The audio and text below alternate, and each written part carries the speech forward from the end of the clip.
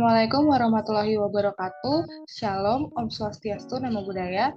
Pada pertemuan kali ini, izinkan saya untuk menjelaskan mengenai laporan metode penelitian yang telah saya buat.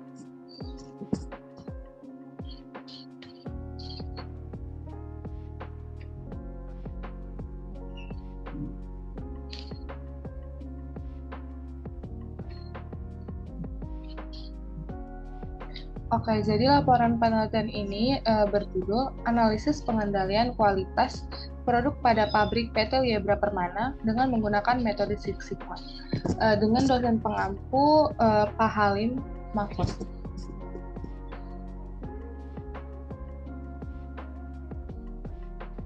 Sebelumnya izinkan saya memperkenalkan diri. Nama saya Putri Cornelia Simangunsong.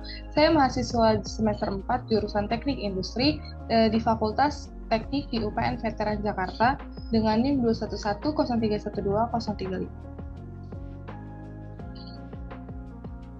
Selanjutnya ada daftar isi dari presentasi saya pada kali ini yang terdiri dari bab 1 pendahuluan, bab 2 tinjauan pustaka, dan bab 3 metodologi penelitian. Oke, selanjutnya kita lanjut ke bab 1 pendahuluan. Adapun latar belakang dari penelitian ini adalah produktivitas akan meningkat apabila input sedikit dan output lebih banyak daripada input. Salah satu cara untuk menyiasatinya adalah dengan mengontrol waste atau defect dari proses tersebut. Hal ini berkaitan dengan peta kendali dan seven tools. Berangkat dari permasalahan dalam dunia industri terkait produktivitas, penulis berniat untuk melakukan sebuah penelitian yang berkaitan dengan industri konveksi penghasil pakaian dalam wanita di PT Liebra Permana dengan menerapkan metode Six Sigma dan Seven Tools dengan judul Analisis Pengendalian Kualitas Produk. Nah, pada perusahaan, baik perusahaan jasa maupun perusahaan manufaktur sangat diperlukan. Dengan kualitas jasa ataupun barang yang dihasilkan, tentunya perusahaan dapat menarik konsumen dan dapat memenuhi kebutuhan serta keinginan konsumen. Pengendalian kualitas produk pada PT Liebra Permana dengan menggunakan metode Six Sigma. Penulis memilih industri konveksi karena penulis merasa bahwa industri konveksi memerlukan proses evaluasi yang baik karena industri ini sangat bergantung pada kegiatan produksinya. Harapan penulis dengan adanya penelitian ini, penulis dapat mendapatkan wawasan baru, serta pihak industri konveksi dapat menjadikan rujukan penelitian ini untuk menentukan perbaikan, serta mengukur kinerja proses yang ada di industri konveksi pakaian dalam negeri. Oke, di next slide kita ada rumusan masalah. Jadi ada 4 rumusan masalah pada penelitian kali ini. Yang pertama, apa jenis cacat dari proses produksi pakaian dalam wanita di PT Liebra Permana? Yang kedua, bagaimana kinerja proses yang dilakukan di PT Liebra Permana?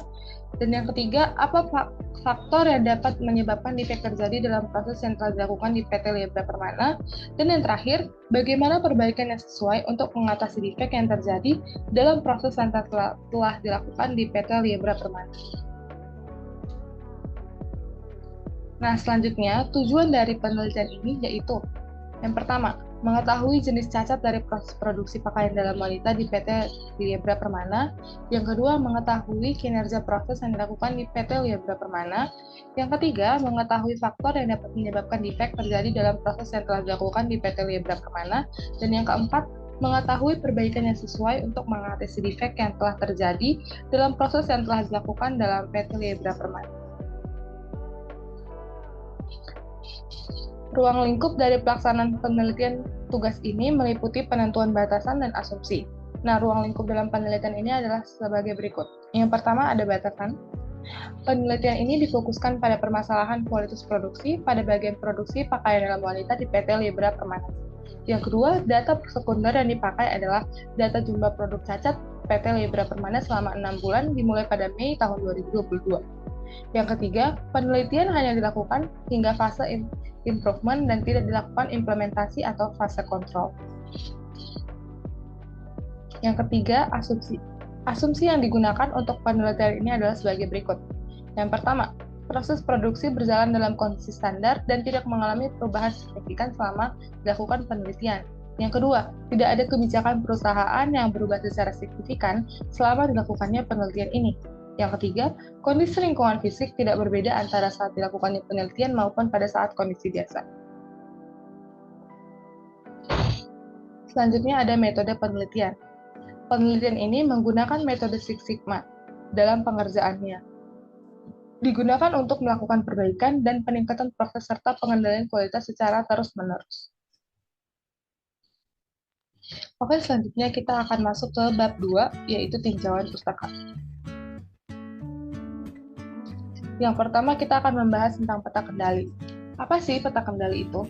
Peta kendali adalah teknik untuk mengevaluasi dan mengetahui apakah suatu proses produksi berada dalam batas pengendalian kualitas secara statistik atau tidak, sehingga dapat dilakukan pengendalian dan perbaikan dalam kualitas prosesnya jika terjadi variasi atau penyimpangan dari mutu yang diinginkan.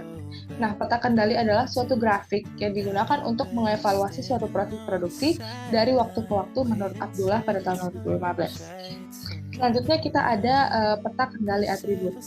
Peta kendali atribut merupakan peta yang digunakan untuk mengendalikan kualitas produk selama proses produksi yang tidak dapat diukur tapi dapat dihitung. Misalnya, bagus atau buruknya. Cacat atau tidak ada kecacatan dalam suatu produk juga termasuk dalam peta kendali atribut. Nah, data yang digunakan dalam peta kendali atribut adalah atribut.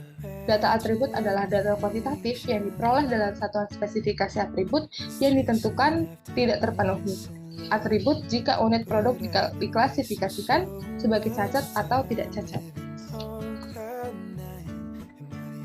Selanjutnya ada peta kendali variabel. Peta kendali variabel adalah diagram yang digunakan untuk mengendalikan suatu karakteristik. Nah, karakteristik kualitas yang dapat digunakan untuk mengukur mean dan variabilitas prosesnya. Menurut Susanto pada tahun 2017, peta kendali variabel akan mengendalikan kualitas selama proses produksi dengan data yang bersifat variabel dan dapat diukur. Komponen penting dalam alat ini adalah batas-batas kendali yang dimaksud dengan control limit yang terdiri dari upper control limit atau UCL, central limit atau CL, dan lower control limit atau LCL. Selanjutnya ada Seven Tools. Seven Tools merupakan alat statistik sederhana yang digunakan untuk menyelesaikan 95% dari semua masalah menggunakan 7 alat pengendalian kualitas, seperti diagram Pareto, diagram sebab akibat, histogram, control charts, scatter diagrams, flow charts, dan check sheet. Nah, kita akan membahas masing-masing pengertian dari 7 alat pengendalian kualitas. Yang pertama ada diagram Pareto. Diagram Pareto adalah alat yang mengatur item dalam urutan besarnya kontribusi, sehingga mengidentifikasi beberapa item yang memberikan pengaruh maksimum. Alat ini digunakan dalam peningkatan kualitas untuk memprioritaskan proyek untuk perbaikan, memprioritaskan pembentukan tim tindakan korektif untuk memecahkan masalah, mengidentifikasi produk yang paling banyak menerima keluhan, mengidentifikasi sifat keluhan yang paling sering terjadi, mengidentifikasi penyebab penolakan yang paling sering, atau untuk tujuan lain yang serupa. Diagram sebab akibat. Diagram sebab akibat adalah alat yang menunjukkan hubungan sistematis antara suatu akibat atau gejala serta kemungkinan penyebabnya. Hal ini adalah alat yang efektif untuk secara sistematis menghasilkan ide-ide tentang penyebab masalah dan menyajikannya dalam bentuk terstruktur. Alat ini dirancang oleh Dr. Kouro Ishikawa dan yang seperti disebutkan sebelumnya juga dikenal sebagai diagram Ishikawa.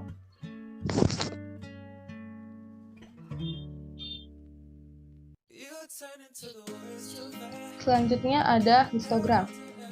Histogram atau diagram distribusi frekuensi adalah batang yang menunjukkan pola distribusi pengamatan yang dikelompokkan dalam interval kelas yang sesuai dan disusun dalam urutan besarnya. Histogram berguna dalam mempelajari pola distribusi dan dalam menarik kesimpulan tentang proses berdasarkan pola tersebut. Prosedur untuk menyiapkan histogram terdiri dari langkah-langkah berikut. Yang pertama, mengumpulkan data, mengatur nilai dalam urutan ke atas, membagi seluruh nilai menjadi sejumlah kelompok yang sesuai, mencatat pengamatan atau frekuensi pada setiap kelompok, menggambar sumbu X dan sumbu Y dan menentukan skala yang sesuai, menggambar batang-batang yang mewakili frekuensi untuk masing-masing kelompok, memberikan judul yang sesuai untuk histogram, dan mempelajari pola distribusi, lalu membuat kesimpulan. Selanjutnya ada control charts. Control charts atau diagram kontrol dikembangkan oleh Dr. Walter A. Seward selama tahun 1920-an saat dia bekerja di Bell Telephone Laboratories. Grafik ini digunakan untuk mengkaji perubahan proses dari waktu ke waktu. Control charts memungkinkan diagnosis dan koreksi banyak masalah produksi dan membawa peningkatan substansial dalam kualitas produk, serta membawa pengurangan pembusukan dan pekerjaan ulang. Diagram ini memberitahu kita kapan harus meninggalkan suatu proses dan juga kapan harus mengambil tindakan untuk memperbaiki masalah. Selanjutnya ada scatter diagram. Berdasarkan Meagher tahun 2014, ketika memecahkan masalah atau menganalisis situasi, seseorang perlu mengetahui hubungan antara dua variabel. Sebuah hubungan mungkin ada atau mungkin tidak ada antara dua variabel. Jika terdapat hubungan, hal itu berkemungkinan positif maupun negatif, mungkin kuat atau lemah, dan mungkin sederhana atau kompleks. Alat untuk mempelajari hubungan antara dua variabel dikenal dengan scatter diagram. Scatter diagram membuat plot serangkaian titik yang mewakili beberapa pengamatan pada grafik di mana satu variabel berada pada suku X dan variabel lainnya berada pada suku Y.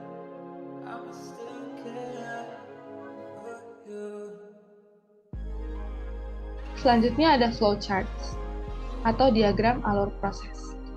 Diagram alur digunakan dalam industri manufacturing untuk menggambarkan proses-proses operasional sehingga lebih mudah dipahami berdasarkan urutan langkah-langkah dari suatu proses ke proses lainnya. Diagram alur sering digunakan untuk mendokumentasikan standar proses yang telah ada sehingga menjadi pedoman dalam menjalankan proses produksi. Selain itu, diagram alur juga digunakan untuk melakukan analisis terhadap proses produksi sehingga dapat dilakukan peningkatan atau perbaikan proses secara terus-menerus. Yang terakhir ada check sheets.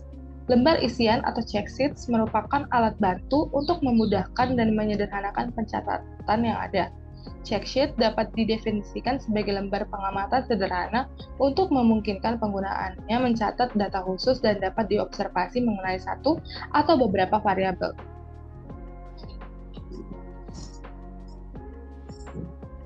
Selanjutnya, kita akan lanjut ke metode Six Sigma. Six Sigma adalah alat untuk memperbaiki kualitas produk melalui perbaikan proses. Six Sigma juga merupakan falsafah manajemen yang berfokus untuk menghapus cacat dengan menekankan pemahaman, pengukuran, dan perbaikan proses. Six Sigma ini mengedepankan konsep bahwa hanya ada 3-4 produk yang cacat untuk setiap 1 juta produksi dari sebuah produk. Perbaikan dilakukan di level proses, bukan di produk. Sebab jika dilakukan perbaikan di level produk, maka akan sudah banyak sumber daya dan biaya yang digunakan.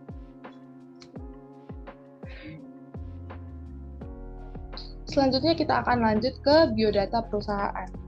Nah, jadi PT Liebra Permana ini merupakan perusahaan manufaktur dalam bidang brassiere atau pakaian dalam wanita yang berkonsentrasi untuk melakukan ekspor dan berlokasi di Jalan Pluit Raya, Penjaringan, Kota Jakarta Utara. Perusahaan ini berdiri sejak tahun 1977 yang berawal dari home industry atau industri yang dibikin di rumah. PT Liebra Permana memiliki 2 fasilitas produksi terakreditasi di Semarang dan Wonogiri yang setiap tahunnya memproduksi lebih dari 15 juta buah pakaian dalam, pakaian renang, shapewear, dan activewear dengan kualitas terbaik. PT Liebra Permana memiliki 300 karyawan, 65 operator jahit, dan 80 mesin jahit atau mesin produksi. Jumlah produksi yang dapat dihasilkan oleh unit usaha ini adalah sebanyak 110 buah pakaian dalam per minggu atau 440 buah pakaian dalam per bulan. Jumlah yang lumayan banyak.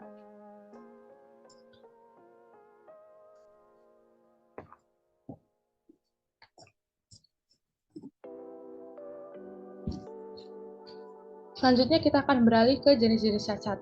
Nah, pada produksi pakaian dalam wanita di PT Liebra Permana, beberapa kali ditemukan defek atau cacat kain atau tidak sesuai dengan kualitas yang telah ditentukan. Nah, berikut ini merupakan jenis-jenis cacat yang dapat terjadi dalam proses produksi di PT Liebra Permana. Yang pertama, kain kotor. Kita bisa lihat di sini ada gambar kain kotor. Nah, kain yang kotor dapat terjadi dikarenakan dari potongan yang memang sudah ada nodanya, minyak atau kotor. Akan tetapi setelah menjadi produk jadi, hal ini juga sering terjadi karena proses pemindaian yang tidak bersih dan karyawan yang tidak menjaga kebersihan di sekitarnya. terlebih kalau kain yang digunakan itu berwarna putih atau berwarna terang. Yang kedua ada kain berbulu. Kain berbulu ini, seperti gambar yang ini, bisa disebabkan oleh berbagai faktor seperti kualitas kain dan adanya gesekan yang berlebihan yang digunakan terhadap kain. Selanjutnya ada jahitan yang jebol, seperti yang ini. Kita bisa lihat ada jahitan yang jebol. Nah, jahitan jebol ini bisa disebabkan karena settingan mesin jahit yang terlalu keras dan kelalaian operator dalam mengoperasikan mesin jahit. Selanjutnya kita akan beralih ke metodologi penelitian, bab 3. Yang pertama, kita akan membahas lokasi dan waktu penelitian. Nah, jadi lokasi penelitian adalah tempat atau objek untuk diadakan suatu penelitian. Nah, PT Liebra Permana ini sendiri berlokasi di Jalan Pluit Raya, Penjaringan, Kota Jakarta Utara. Penelitian ini dilakukan pada Rabu, 9 November tahun 2021. Peneliti mengambil lokasi penelitian tersebut karena peneliti memiliki saudara yang bekerja di pabrik tersebut. Selain itu, konveksi memerlukan proses evaluasi yang baik karena industri ini sangat bergantung pada kegiatan produksinya. Selanjutnya kita akan membahas prosedur penelitian.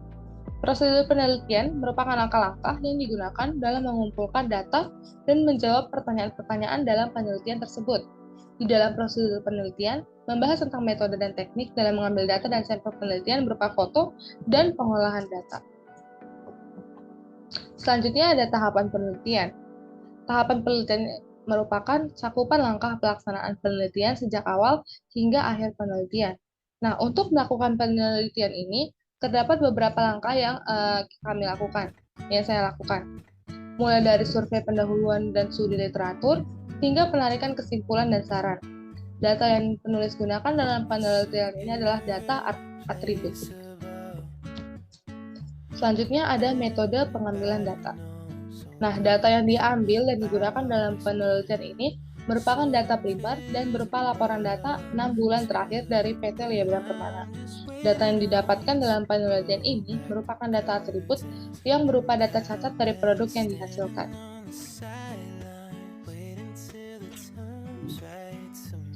Selanjutnya ada metode pengolahan data. Penelitian ini melakukan pengolahan data dengan menggunakan peta kendali data atribut, yaitu peta kendali jumlah atau NP chart. Peta kendali NP merupakan peta kendali yang digunakan untuk mengukur banyaknya produk cacat per item. Peta kendali NP biasanya digunakan untuk memetakan jumlah item cacat atau banyaknya cacat dari sebuah sampel yang diambil. Peta kendali NP hanya dapat digunakan apabila sampel yang diambil tiap observasi itu jumlahnya sama. Selanjutnya ada metode analisis data. Nah, penelitian ini dalam melakukan analisis data menggunakan dua metode, yaitu analisis fishbone atau tulang ikan dan analisis diagram Pareto.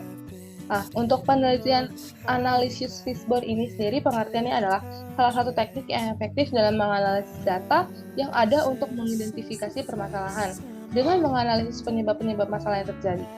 Grafik penyajian analisis fishbone menyerupai tulang ikan yang moncong kepalanya menghadap ke kanan. Efek atau akibat dituliskan pada moncong kepala, sedangkan tulang ikan diisi oleh sebab-sebab sesuai dengan pendekatan permasalahannya. Fungsi diagram fishbone ini sendiri adalah untuk mengidentifikasi dan mengorganisasi penyebab-penyebab yang mungkin timbul dari suatu efek spesifik dan kemudian memisahkan akar penyebabnya. Selanjutnya ada diagram Pareto. Diagram Pareto atau Pareto Analysis ini merupakan suatu gambar yang mengurutkan klasifikasi data dari kiri ke kanan menurut urutan ranking tertinggi hingga terendah. Diagram Pareto dapat membantu menemukan permasalahan yang paling penting untuk segera diselesaikan menurut ranking tertinggi. Diagram Pareto juga dapat mengidentifikasikan masalah yang paling penting yang mempengaruhi usaha perbaikan kualitas dan memberikan petunjuk dalam mengalokasikan sumber daya yang terbatas untuk menyelesaikan masalah. Selanjutnya ada rencana perbaikan. Analisis penyebab masalah dalam studi kasus ini menggunakan 7 tools, yaitu diagram Pareto dan fishbone. Sedangkan rencana perbaikannya menggunakan metode Six Sigma dan peta kendali atribut, yaitu peta kendali N.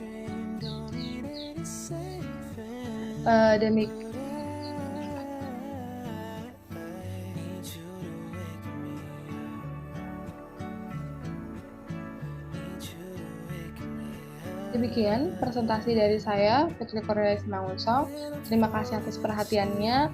Apabila terdapat saran ataupun kritikan dapat disampaikan secara langsung melalui email saya yaitu 211031235@mahasiswa.upntj.ac.id. Terima kasih.